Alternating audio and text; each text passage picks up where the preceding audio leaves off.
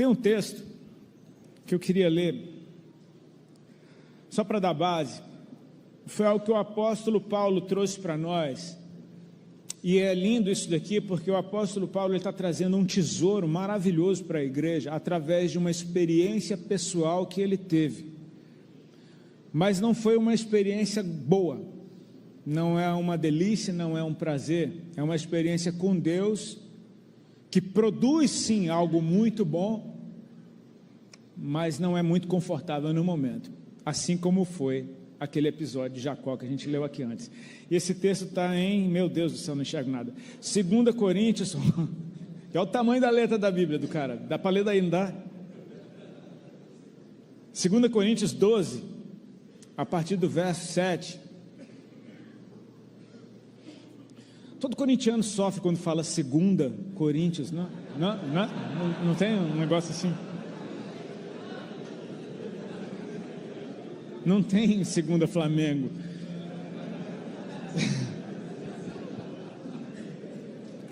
Tô afiado, cara.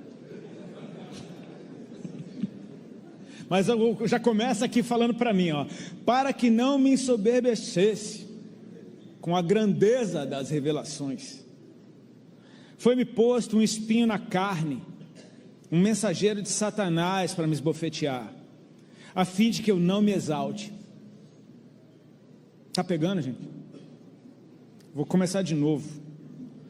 Para que eu não me ensoberbecesse com a grandeza das revelações, foi-me posto um espinho na carne, mensageiro de Satanás para me esbofetear, a fim de que eu não me exalte. Por causa disso, 3 vezes pedi ao Senhor que o afastasse de mim. Então ele me disse: a minha graça te basta, porque o poder se aperfeiçoa na fraqueza. De boa vontade, pois, mais me gloriarei nas fraquezas, para que sobre mim repouse o poder de Cristo. Pelo que sinto prazer nas fraquezas, nas injúrias, nas necessidades, nas perseguições, nas angústias por amor de Cristo. Porque quando sou fraco, então é que sou forte. Amém?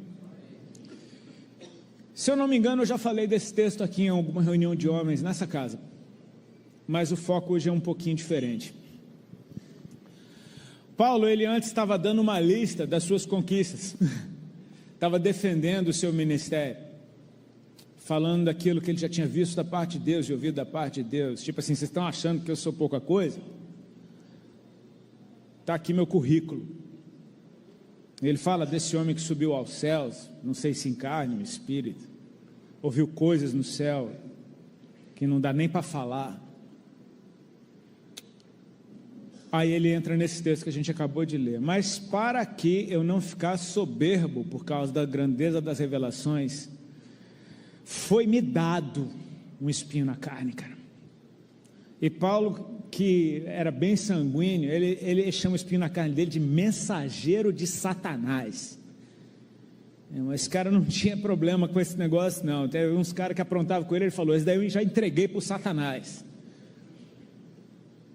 Ele fala: esse cara veio com o intuito de me esbofetear para que eu não me exalte. Ou seja, foi dado a ele um freio. Às vezes a gente, como homem, a gente está sempre sendo inspirado a acelerar, acelerar, acelerar, acelerar, como se não houvesse amanhã. Eu me lembro que há algum tempo atrás eu assisti um filme sobre a história da Ferrari. Vocês assistiram esse filme? Alguém assistiu? Ferrari, Lamborghini lá, pá, a corrida de Fórmula 1 das antigas. Meu, era um Skyline-back muito ruim, cara, no meio da estrada mesmo. E você fala: olha o que virou, olha o que é uma Ferrari hoje. Você concorda comigo que quem estuda os motores está sempre tentando melhorar, está sempre tentando fazer com que aquele motor alcance maiores velocidades, tenha maior potência? Mas tem que ter uma galera junto deles, estudando como é que faz o freio mais potente do mundo. Porque se aquele motor não tiver um freio que aguente ele, que segure a onda dele, aquilo não é mais um carro, é só uma bomba. Vai explodir ali na frente. Então foi dado a Paulo um freio, um mensageiro de Satanás para que ele não se exalte. E Paulo diz: eu por 3 vezes pedi a Deus, cara, que o afastasse de mim. E sabe o que é que Deus respondeu? Nada. É incrível quando você ora uma coisa a Deus e Deus faz silêncio. Tipo, você não está entendendo. Até quando Deus responde, Ele fala: a minha graça te basta. Porque o poder se aperfeiçoa na fraqueza. E aí Paulo está dizendo, então por causa disso, então a chave virou, agora eu me alegro nas fraquezas, nas injúrias, nas perseguições. O que eu quero dizer com tudo isso é bom ser perseguido? Não. Ser injuriado, ser caluniado? Não. Sensações horríveis, cara. Eu tenho algumas memórias de momentos em que eu sofri apedrejamentos virtuais, que doem tanto quanto um apedrejamento natural, porque eles não atingem a carne, eles atingem a alma. Um apedrejamento natural, a sua carne sofre, mas um apedrejamento de palavras, de ódio, que tem o intuito de te destruir, de te matar, eles acertam em cheio a tua alma. Nada disso é prazeroso. Eu não consigo dizer, eu me glorio nesses momentos em que eu tomei pau. Mas acontece uma coisa poderosa quando você sofre esse tipo de dano.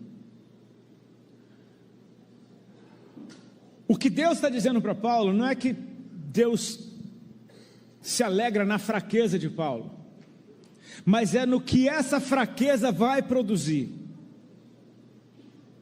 Porque esse cara cheio de revelações, que subiu ao céu, que ouviu coisas de Deus que não pode nem contar para os outros, tinha alguma coisa na sua carne, e devia ser algo tão constrangedor, que ele não diz o que é, cara.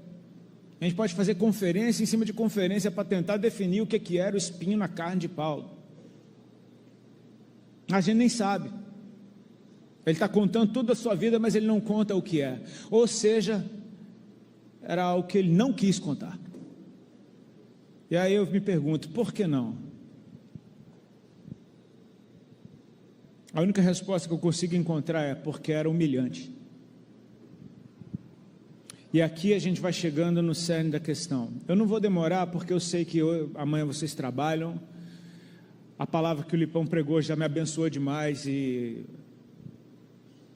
eu estou aqui só para edificar em cima de algo que o outro lançou um fundamento. Mas, por causa da minha fraqueza, a minha fraqueza, ela significa uma área que eu não consigo vencer.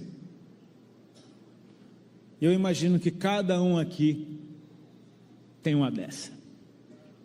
Aquela área que não interessa a grandeza da revelação, não interessa o nível de intimidade que você tem com Deus, não interessa o seu título, não interessa os anos de caminhada na fé, você simplesmente não consegue vencer. Sabe o que acontece quando você se toca disso? E você por 3 vezes, Paulo falou, por 3 vezes orei ao Senhor. Ele está sendo até querido, porque imagino que ele deve ter pedido por mais vezes para Deus, tira isso de mim. É algo que te humilha, cara. Certa vez eu ouvi de um sábio homem de Deus uma frase que mudou minha forma de enxergar a humilhação. Ele dizia assim: humildade não é você andar de cabeça baixa com uma roupa simples. Humildade, na verdade, ela é fruto de humilhação. Só é humilde quem já foi humilhado. Ou seja, por causa dessa fraqueza que te humilha, você se torna alguém humilde. E quando você se torna alguém humilde, Deus não resiste a você. Então o poder dele se aperfeiçoa naquele que não é nada. Aí a pergunta que eu te deixo é: você prefere tomar um pau de Deus ou tomar um pau das pessoas? Na onda dura pode falar essas coisas. Eu amei quando o Lipão falou que Deus veio e caiu na porrada com Jacó.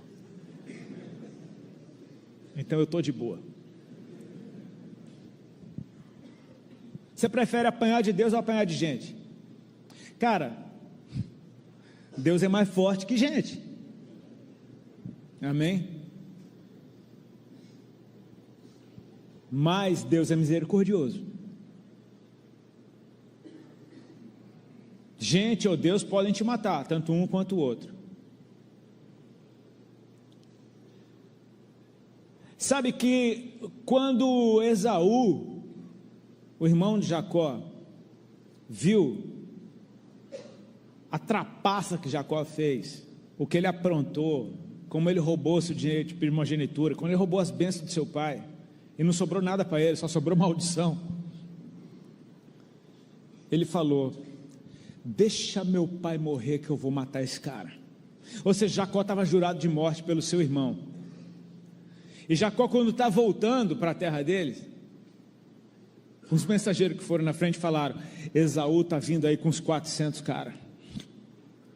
Então o cara que te jurou de morte está vindo, adivinha para quê? Para fazer um carinho na tua cabeça. Ele vem para acabar com a tua raça. Eu entendo que Deus deu um cacete em Jacó antes, entendeu? É melhor tomar um cacete de Deus, velho. Porque o que Deus fizer contigo não é para te matar, mas é para matar quem você era, ao ponto de mudar até o seu nome. Tipo assim, cara, a verdade é, Jacó lutou com Deus, resistiu, mas ele morreu naquela luta. Jacó morreu naquela luta. Nasceu Israel. O Jacó que andava, certo, mano, magrega, né? Jacó que andava assim, agora está andando, bro. Está manco. Sabe o que acontece? Foi humilhado. Quando Esaú vê Jacó chegando, ele nem reconhece. Fala: cara, esse não parece com aquele trapaceiro que eu tinha como irmão. Lá vem um cara manco, se ajoelhando e se prostrando diante dele, e fala: cara, eu tenho que abraçar esse cara, porque a humildade constrange, cara. O rei Davi sabia muito bem disso. Davi teve uma vida quase exemplar, tirando atrocidades que ele cometeu no meio do caminho. Uma com a mulher do seu amigo, se deitou com a mulher de Urias, enquanto ele lutava a guerra dele, ele se deitava com a mulher do cara, a mulher engravidou, ele tentou jogar o BO para o cara: traz ele de volta, vai dormir na tua casa. E o cara não dormiu em casa, até que ele bota um bilhetinho no bolso dele e fala: entrega para o general. E o bilhetinho estava: bota Urias na frente da batalha, onde tiver pior. Cara, o cara levou a sentença de morte dele no bolso, e ele morre. A outra foi o censo que Davi mandou fazer em Israel, e aquilo desagradou a Deus. E às vezes, quando essas coisas loucas ou ruins acontecem, elas causam um nó na nossa cabeça, porque a gente não sabe se foi Deus ou se foi o diabo. É ou não é? Tem certas coisas na nossa vida que a gente fica mais lutando para saber: foi o diabo ou foi Deus, velho?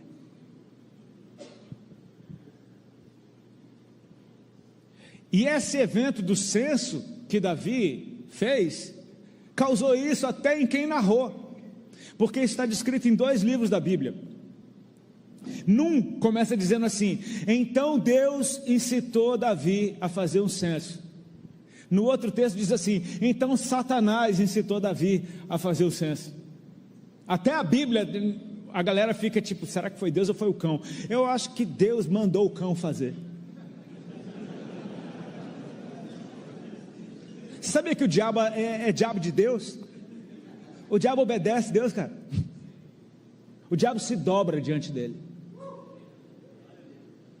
O diabo não consegue ficar arrogante na presença do Senhor, porque Ele é o Senhor, cara. Deus não tem rival. Amém? Deus não tem oponente. ninguém rela na glória dele. Ele é o Senhor. Então, Davi fez o censo e a ficha caiu. Meu Deus, pequei, vacilei. E aí lá vem o profeta Gade, esse caba macho que chegava na cara do rei e falava: tu está errado. E fala para ele: ó, Deus mandou você escolher 3 coisas. Uma das 3 você escolhe aí, porque tu vacilou. Pode escolher 3 anos de fome, 3 meses sendo consumido pelos teus adversários, ou 3 dias da espada do Senhor. 3 anos, 3 meses ou 3 dias? E aí Davi faz as contas e diz assim: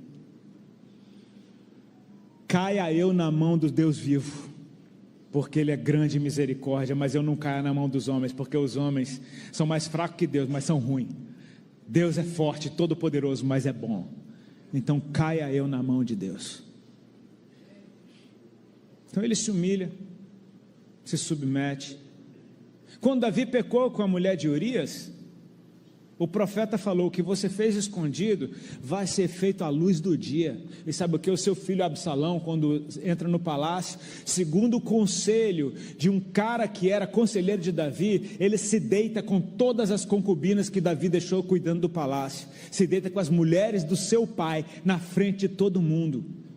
E Davi sai fugindo com seu exército, e tem um cara jogando pedra nele e amaldiçoando. E os soldados de Davi estão falando: rei, o senhor não quer que eu vá lá arrancar a cabeça desse infeliz, não? E Davi fala: se ele está amaldiçoando é porque Deus mandou ele amaldiçoar. Sabe o que é isso? É um cara que recebia a humilhação e deixava a humildade tomar nesse lugar nessa hora. Eu não sei você, mas eu gosto de futebol. Uma personal trainer da academia lá do meu condomínio, hoje de manhã, me perguntou: Rodolfo, você tem alguma série para me indicar? A gente sempre troca ideia sobre séries. Eu falei: tem 3 séries que eu estou vendo no momento fantásticas. Uma é a Euro, a outra é a Copa América e a outra é o Brasileirão. Cara, essas séries estão o melhor mês da minha vida, cara. Estou até enjoando de futebol, meu irmão. Eu vi jogo já do Vasco contra a Inglaterra, da Suíça contra a Eslovênia e contra Botafogo, e enfim, tudo misturado. Mas o jogo de Portugal contra a Eslovênia, o último jogo da fase passada, me marcou, porque eu vi uma aula de vida ali, cara. O tal do Cristiano Ronaldo, um cara que ganhou tudo que ele podia ganhar de prêmios individuais, milionário, bonito, sarado, rico e marrento. Meu Deus do céu, vai deixar saudade quando parar de jogar bola, cara. Eu tenho saudade do Romário, tenho saudade do Renato Gaúcho, esses marrentos, Edmundo. Meu irmão, o futebol precisa desses caras que você não aguentaria andar do lado deles, não, mas é legal ter eles no futebol. Joel Santana, por onde anda Joel Santana, pelo amor de Deus? Mas o Cristiano Ronaldo, no último jogo, ele finalizou demais e ele errou todas. E aí o jogo acabou e foi para a prorrogação. O cara está com 39 anos de idade, cara, jogando no meio dos meninos. Você vê que ele está com dificuldade para acompanhar a velocidade, mas ele está ali.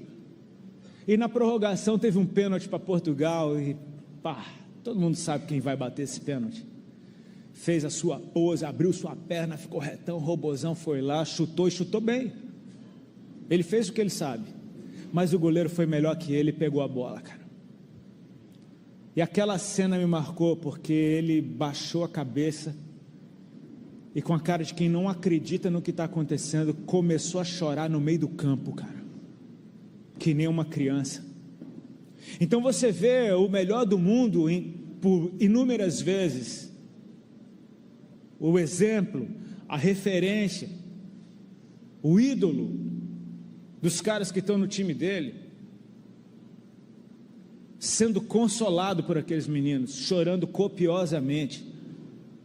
A câmera foi na mãe dele que estava no estádio, e a mãe dele estava chorando muito, porque ela estava vendo o filho dela chorar. Ela não estava chorando pelo pênalti que ele perdeu, ela estava chorando porque ela viu o filho dela chorar. E esse cara estava arrasado. Eu nunca vi uma cena dessa, muito menos o Cristiano Ronaldo. O grotesco é que é o Cristiano Ronaldo, cara.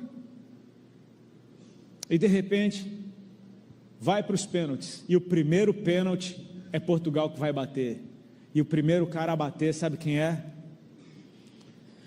É aquele cara que estava chorando há minutos atrás, porque errou um pênalti, e ele bateu de maneira exemplar, e dessa vez foi gol, e todo mundo espera aquela comemoração dele que pula e sim! Ele foi até a torcida, fez assim, botou a mão no peito e pediu desculpa. Cara, aquele cara foi humilhado, e a humildade dele preparou ele para sair daquela partida vencedor de novo. Aquilo para mim foi uma aula, porque eu sinto que Deus está fazendo isso com a gente nesse momento. O dia da humilhação, o dia mau, ele cai em você, cara, como uma bomba, você não sabe de onde ele apareceu.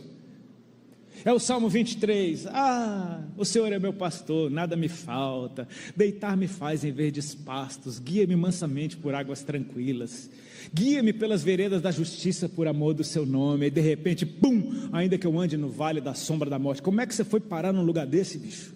Estava tudo tão bem, cara. Você percebe? Guia-me, leva-me, não sei o que. É tipo assim, alguém me guiando, me levando. Vamos, deixar a vida me levar. A vida leva, e você está indo. E de repente, ainda que eu ande, ou seja, como é que eu me meti nessa situação? O vale da sombra da morte, meu irmão. O consolo no vale da sombra da morte é o cajado do Senhor, velho. Então é a morte assolando um canto e Deus te dando cacetada. Tipo, sai daí, rapaz, vai-te embora daí.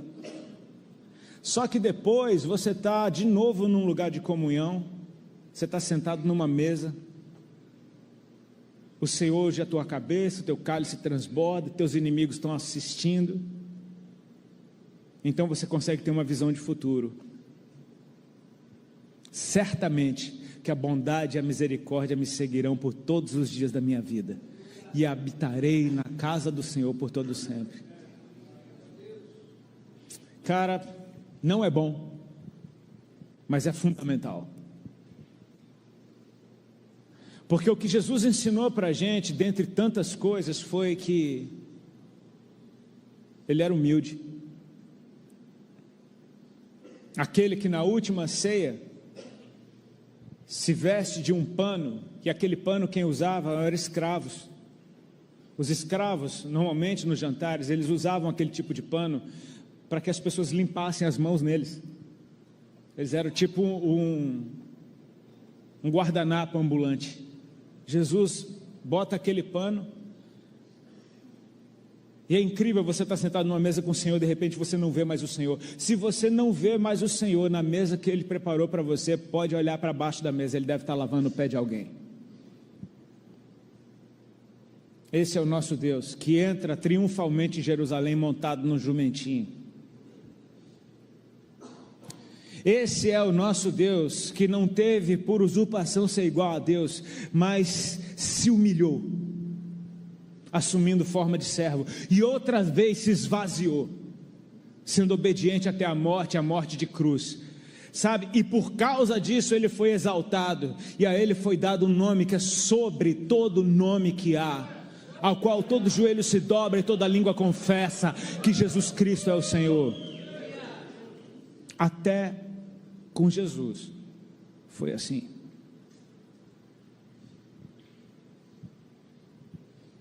Há pelo menos uns 2 meses atrás, BO em igreja sempre teve, mas pelo menos há uns 2 meses atrás teve uma enxurrada de BO na igreja. E não só na igreja do Brasil, na igreja fora do Brasil. Que eu não sei contigo, mas me deu temor. Eu não estou aqui para fazer propaganda de notícia ruim, mas um dos BOs envolvia um líder de um ministério super relevante a respeito de oração e adoração, que por causa de assédios contra algumas mulheres, ele é um homem casado, o esposo de uma ministra de louvor, preso por estupro, uma igreja próxima, sendo acusado de desvio de dinheiro de uma instituição para cuidar de mulheres. Então são acusações, eu não sou a justiça, eu só estou te falando do que está acontecendo.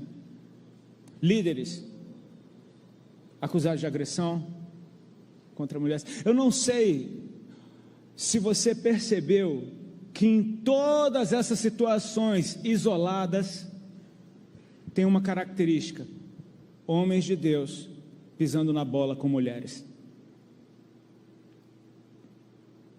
Não estou aqui para julgar nem para dizer se é verdade, porque eu sei que em tudo existe exagero, existe, em parte é verdade, em parte não, em tudo que você for ver. Mas eu quero que você preste atenção na notícia.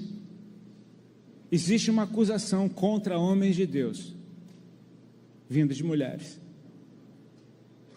E eu estou aqui numa reunião de homens, e eu não sei quanto a você, mas um dos maiores balizadores da minha masculinidade, da minha hombridade, é a minha esposa.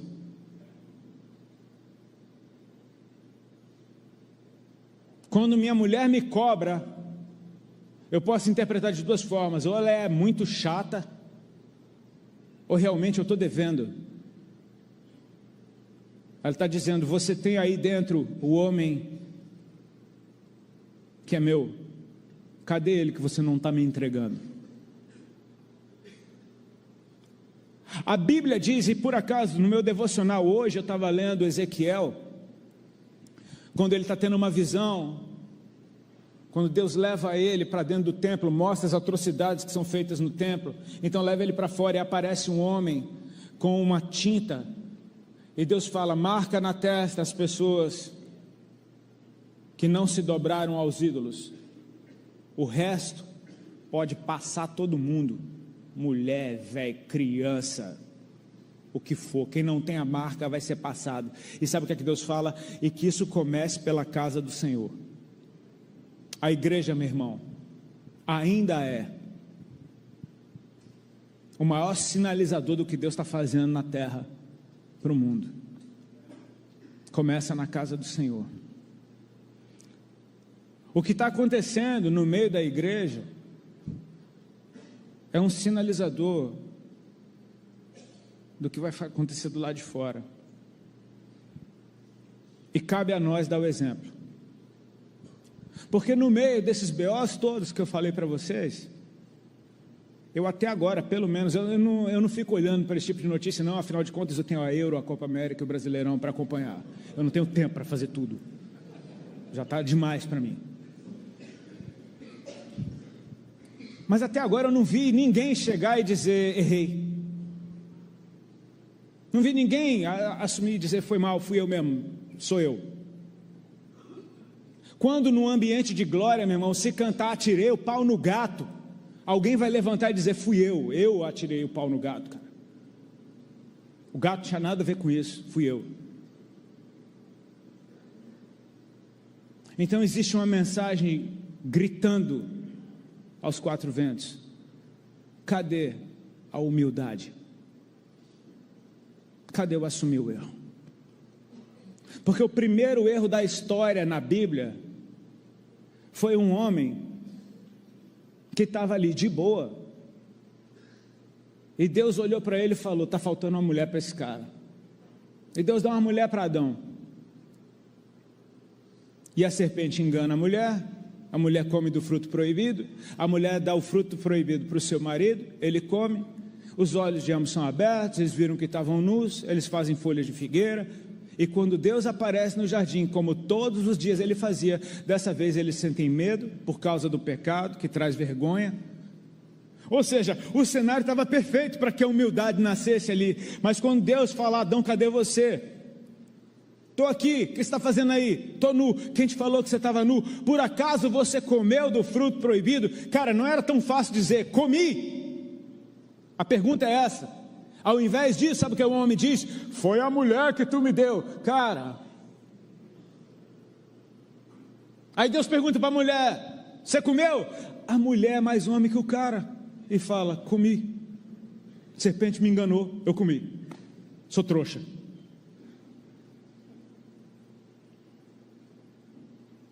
A gente nasceu nessa natureza, fugindo de problema, fugindo do desconforto, fugindo do que fere, aquela imagem que a gente tenta tanto passar para os outros, que a gente é vencedor, que a gente é isso, que a gente é aquilo. Na verdade, meu irmão, essas situações vêm para você não se exaltar, como Paulo disse, e para que por causa dessa humilhação você fique humilde, por causa dessa humildade, Deus possa fazer algo extravagante na tua vida.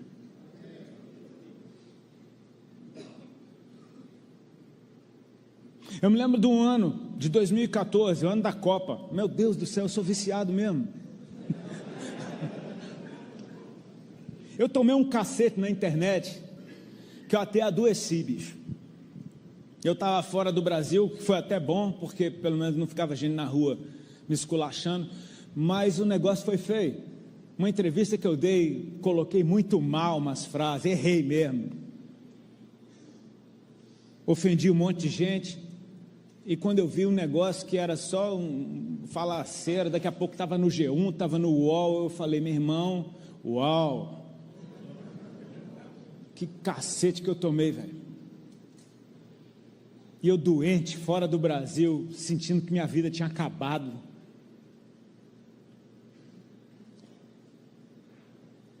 Liguei para o pastor amigo meu, falei, meu irmão, aconteceu isso daqui, ele falou, estou sabendo.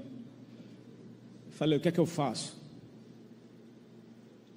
Aí ele falou, aí ele me deu 2 conselhos.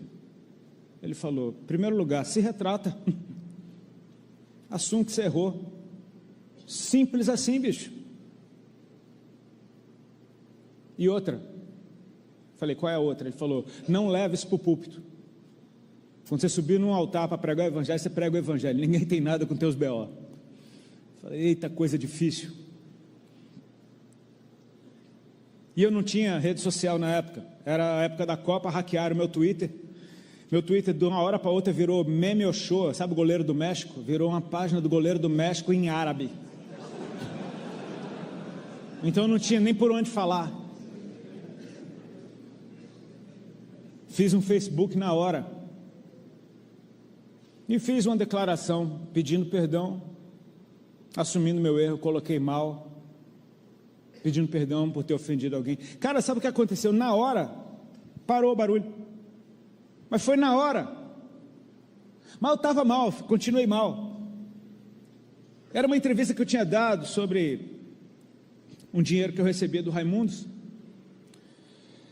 Enfim, meus pastores foram lá para a região do sul da Flórida, onde eu estava, e foram fazer uma conferência, e sabiam que eu estava lá, e falaram, você não quer vir aqui fazer um som, fazer um louvor? Eu não queria ver ninguém, cara, muito menos aparecer na frente dos outros, mas eu queria estar perto deles, e eu falei, eu vou. E eu lembro que eu aluguei um carro, e estou dirigindo com a minha esposa, para ir para até a conferência, eu estou sério. Ela falou, amor, você está triste, cara? Eu falei, eu estou mesmo. Eu estou muito triste, eu queria sumir, eu não queria aparecer na frente de ninguém não, cara, eu estou mal, eu estou me sentindo uma vergonha, eu estou mal mesmo. Ele falou, mas só vai ter amigo nosso. Eu falei, mas eu estou mal, não interessa. Cheguei lá, era uma igreja americana, que o público era meio americano, meio brasileiro, a maioria era pastores, e tinha um grupo de louvor fantástico, cara, que ia tocar, e era uma banda assim com uns 8 caras, e os caras ungido e bom, velho. Sabe aquela mistura do cara bom e ungido? Eles passando o som, eu estava todo arrepiado. E eu só pensando, meu irmão, eu vou estragar essa conferência, velho. Que eu vou chegar com esse meu violãozinho, com essa cara de vergonha da igreja. Falei, o que eu estou fazendo aqui, cara? E aí o pastor falou, não, eu só queria que você fizesse uma música aqui antes da palavra, eles vão fazer o louvor, você faz uma música. Tá bom, vou só estragar o culto todo. E aí quando eu estou passando o som, pensando, cara, tem um monte de brasileiro, um monte de americano, que música eu vou cantar aqui, cara? Aí eu falei, que música eu canto? E aí só vinha uma na minha cabeça, chamada Vem Derramar, que tem 4 frases e 2 notas.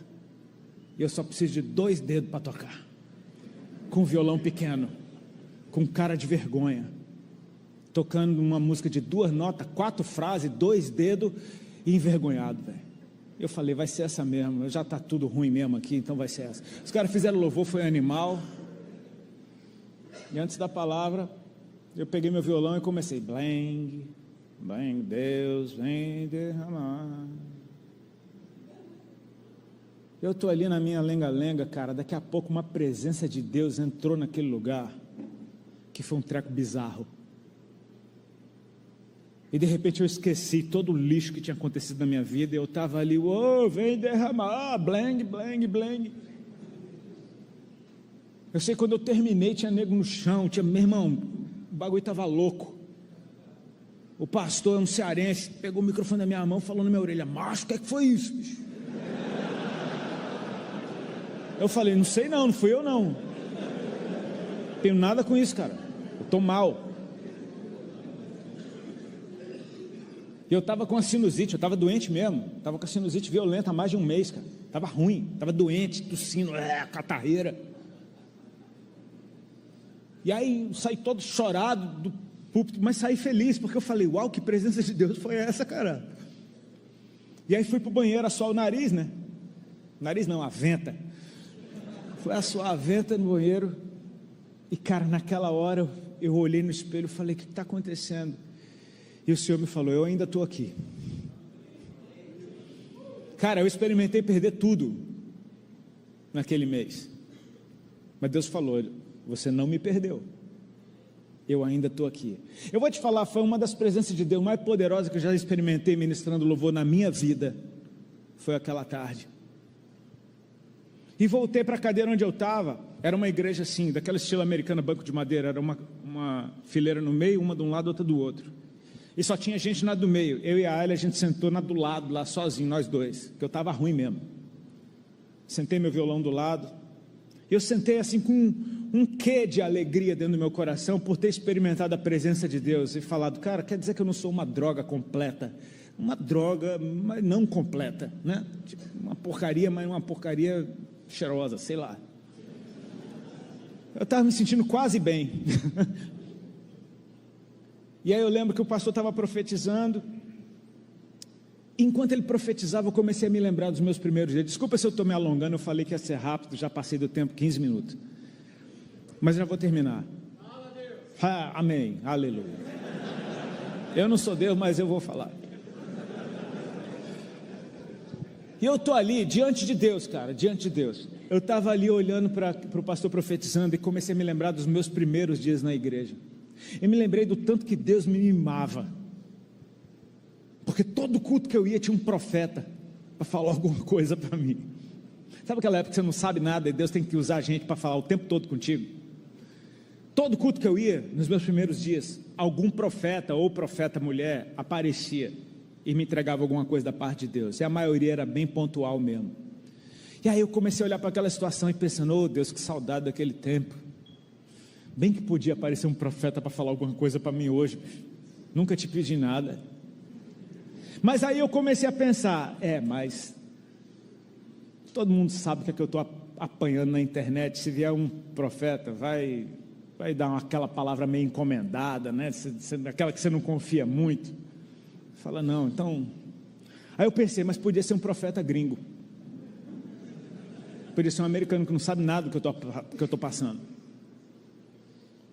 Mas aí eu pensei também, mas eu acabei de ministrar o louvor, a presença de Deus veio forte, o cara vinha entregar uma palavra para o cara que acabou de ministrar o louvor, também é uma palavra meio encomendada, eu não vou acreditar muito não. Eu sou zoado, velho. Aí eu continuei pensando, falei, mas podia ser um profeta gringo que chegou atrasado, que não viu o louvor.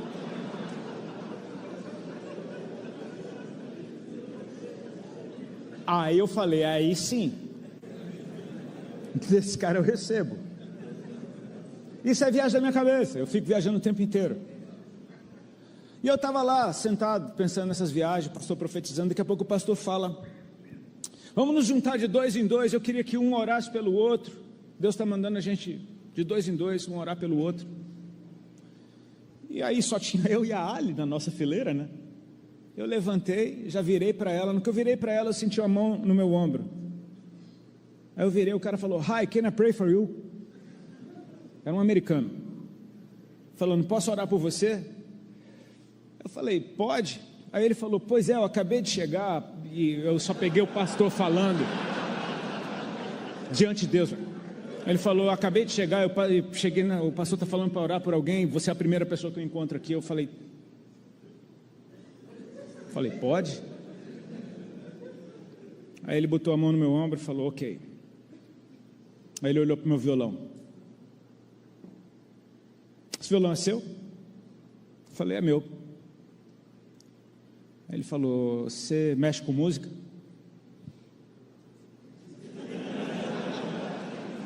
Meu violão. Eu não fui assim tão arrogante. Eu falei: "Sim, eu mexo com música." Ele falou: "Não, deixa eu colocar isso melhor." Ele disse: "Você ganha dinheiro com música?" Eu falei: "Sim." Ele: "Ok." Ele botou a mão no meu ombro: "Eu vejo alguma coisa a respeito de royalties." E nessa hora eu já não era mais eu. Falei: "Sim." Ele disse: "Ok.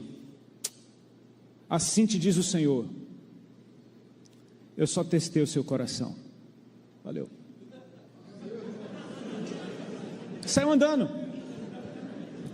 Naquela hora eu me toquei que aquela surra que eu levei por 1 mês foi Deus. Deus me deu um cacete, velho, só para testar o meu coração. Posso te dizer que até minha sinusite desapareceu, acho que em 2 dias. Eu estava doente há mais de 1 mês. Sabe o que, meu irmão? Quando você é humilhado, sua cabeça baixa sem fazer força, velho. Você não consegue ficar arrogante e humilhado ao mesmo tempo. E eu creio que o Senhor está nos levando para um lugar de posicionamento em favor do que representa ser um homem. É tempo da gente bater no peito e dizer: "A culpa é minha, o errado sou eu." Sabe por quê? Esse é o exemplo que Jesus me deu. O primeiro Adão fugiu da culpa que era dele. O segundo Adão assumiu uma culpa que não era dele. E esse me ensina com palavras e com exemplo.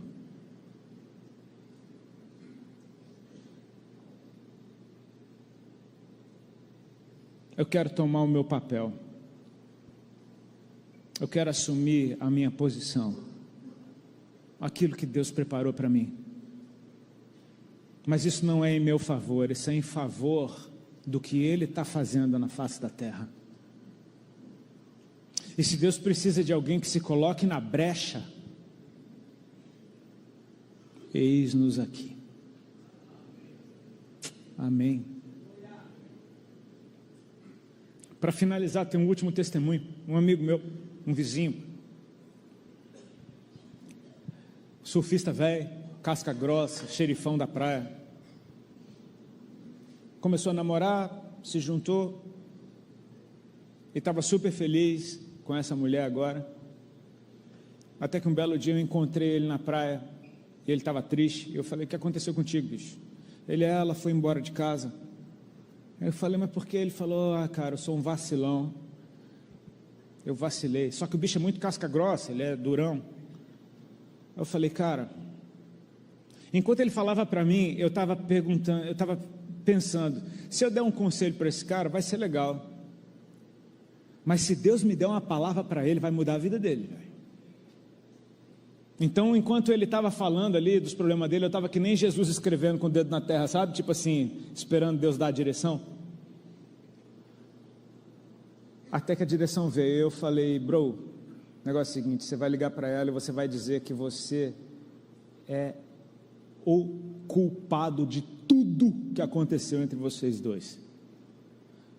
Não tenta se justificar, Não tenta dizer para ela, mas veja bem, porque naquele dia você... Não, dessa vez você vai dizer, o erro é todo meu, a culpa é toda minha. E eu sei que não é, eu sei que ela tem a parte dela, mas você vai fazer isso, você vai pegar a culpa todinha e vai vestir ela e vai deixar ela completamente livre. E você vai mostrar para ela que você quer muito ela de volta e que você vai fazer de tudo para ela te querer de volta. E ele falou, tá bom. Nisso eu estava queimando o pé no asfalto, já não estava aguentando mais segurar aquela prancha, falei, deixa eu ir embora. E fui embora. No outro dia, eu fui surfar no mesmo horário, o cara estava com um sorriso desse tamanho na cara e falou, Rodolfo, ela voltou, cara, eu fiz aquilo que você falou. E eu falei, agora eu preciso te dizer, não foi o que eu falei, Deus me deu uma palavra para você, e você precisa saber que Ele te ama, e que Ele está contando com você, com seu coração no lugar certo. Cara, esse cara foi comigo até a praia, terminou que eu fui entrar no mar, a gente estava orando os dois na areia. Não deu um mês, eu fui pregar num culto de homens, inclusive, lá em Itajaí, e estava ele na primeira fila. Quando eu fiz o apelo, adivinha quem foi o primeiro? Eu quero te dizer, meu irmão, que quem já passou por isso, sabe o que eu estou dizendo. É tempo da gente assumir a nossa fraqueza, cara. E ao invés de ficar escondendo e jogando ela para debaixo do tapete, porque sabe como é que você esconde uma fraqueza? Você diz que você é super forte naquela área. Toda vez que eu vejo um ministro batendo demais em santidade, como se ele fosse quase um anjo, eu sei que esse cara deve estar com algum negócio debaixo do braço, cara, que você fala, mano, esse negócio não está, porque Deus é equilíbrio, cara. Ele é misericórdia. O jugo dele é suave, o fardo é leve, velho. Quem pesa muito na dos outros, está escondendo algum negócio ali. Cara, eu acho que é muito melhor a gente assumir a nossa fraqueza mesmo, dizer, cara, quando alguém vier falar mal de você, sabe o que você faz? Você fala assim, bicho, é só isso que você tem para falar de mim? Sério? Quer que eu te ajude a falar mal de mim? Tem umas coisas minhas, cara, que ninguém sabe. Se eu te contar, tu vai ficar até sem graça, velho. Assumir que o poder de Deus sobre mim é muito melhor do que o meu poder. Então, Senhor, essa é a minha fraqueza, ela é ruim, ela me humilha demais, mas será que o Senhor pode fazer algo de bom com isso daqui, que eu estou colocando nas tuas mãos, a vida desse cara todo estraçalhado? E quando eu não sei o que fazer, aí Deus sabe que encontrou o cara certo. Quando Ele quer dar um filho para uma virgem, ela diz, mas como vai ser isso? Eu nunca tive relação com homem nenhum. É como se Deus estivesse falando, eu sabia que era tu, que sabe que não sabe, que tem certeza que não sabe, porque essa não vai me atrapalhar, vai depender de tudo. É você dirigir numa cidade que você nunca foi, sem GPS, só com uma pessoa do lado te dizendo o que fazer, e se você não quiser bater o teu carro na esquina, você vai ter que ser obediente àquela voz que não está dirigindo no teu lugar. Deus está nos chamando para viver uma unção de humildade, cara. Eu não sei o que Deus vai fazer daqui para frente, mas eu sei que isso está gritante no momento que a gente está agora.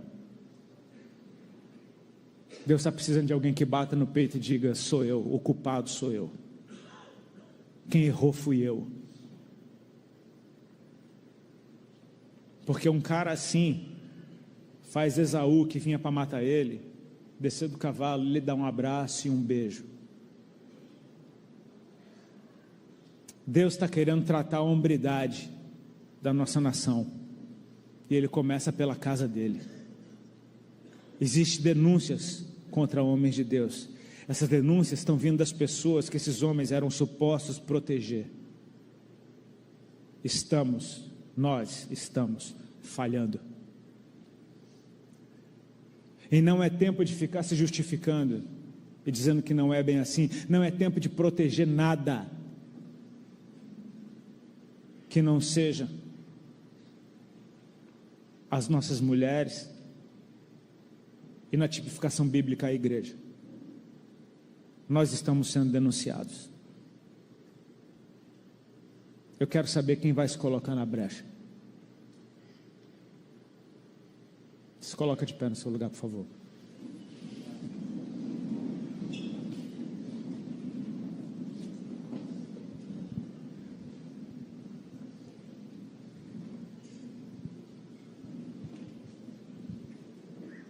Curva a tua cabeça e fecha os olhos, por favor. Eu quero ser bem objetivo. Se o meu irmão uruguaio puder aqui assumir o teclado, por favor. Obrigado. Como eu disse, eu não sei não torcer para o Arrascaeta, eu não sei. Amanhã eu estou lascado. Curva a tua cabeça e fecha os olhos, por favor.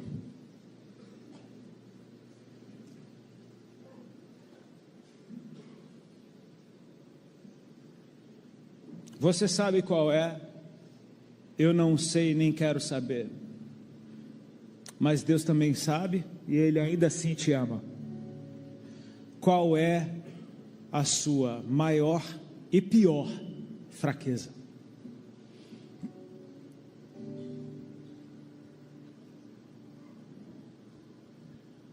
Aquilo que te faz se mover como filho pródigo quando volta para casa: já não sou digno de ser chamado teu filho.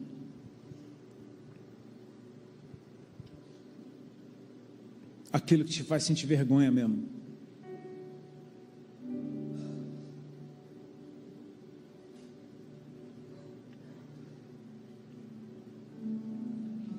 Quantas vezes você já jejuou por isso? Já procurou ajuda? Já pediu a Deus: Senhor, afaste isso de mim? E parece que não funcionou. Talvez, só talvez,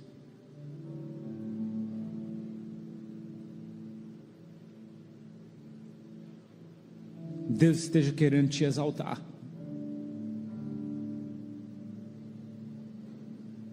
Porque quem se exalta será humilhado, mas quem se humilha,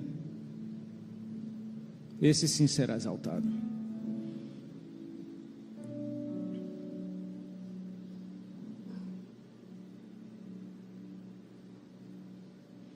Espírito Santo de Deus, eis-nos aqui, teus filhos, feitos à tua imagem e semelhança, recipientes da tua glória, carregadores da tua presença, portadores das boas novas e extremamente falhos, imperfeitos.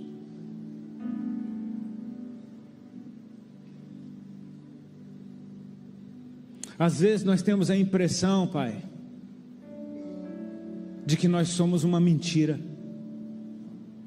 Tamanha é a vergonha que nós sentimos daquela área que nos vence toda vez.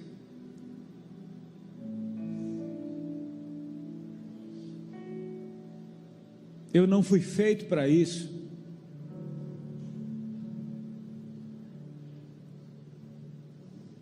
Mas essa é a minha vida, Senhor.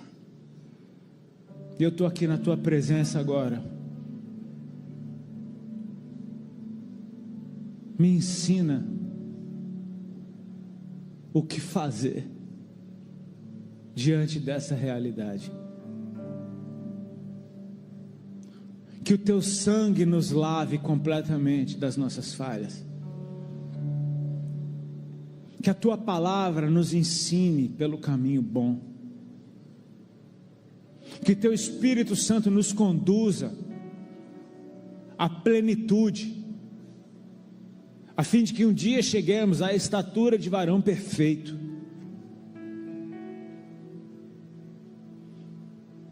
Mas que isso que tem nos vencido por tanto tempo não venha nos parar.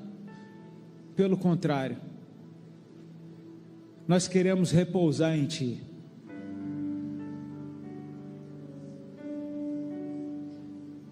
E deixar que o Senhor se mova através de nós. O Teu braço forte opera quando o nosso braço se rende. Eu oro para que o Senhor toque no nosso coração agora, fazendo como o Senhor fez com Paulo, que diante de um currículo exemplar, assume sem necessidade alguma uma fraqueza horripilante, que ele não tem nem coragem de dar nome. Mas a partir do momento em que o Senhor fala, a minha graça te basta, a chave virou. Agora eu tenho alegria nas perseguições, nas angústias, nas injúrias, nas calúnias, porque quando eu sou fraco, aí é que eu sou forte. Eu quero chamar a existência e profetizar sobre a tua vida uma força vinda do céu sobre você agora. Porque só assume culpa dos outros quem é forte demais para suportar essa carga. Assuma suas próprias, mas se coloque na brecha. Pois eu creio que o Senhor está levantando homens nessa nação que vão fazer toda a diferença. Não por serem viris, não por serem conquistadores, mas por serem completamente dependentes da graça de Deus. E que o mundo possa ver na nossa fragilidade e vulnerabilidade a presença do nosso Pai nos protegendo, nos conduzindo e operando através de nós. Que o fato de ser imperfeito encoraje muitos imperfeitos a buscarem o Deus que você serve.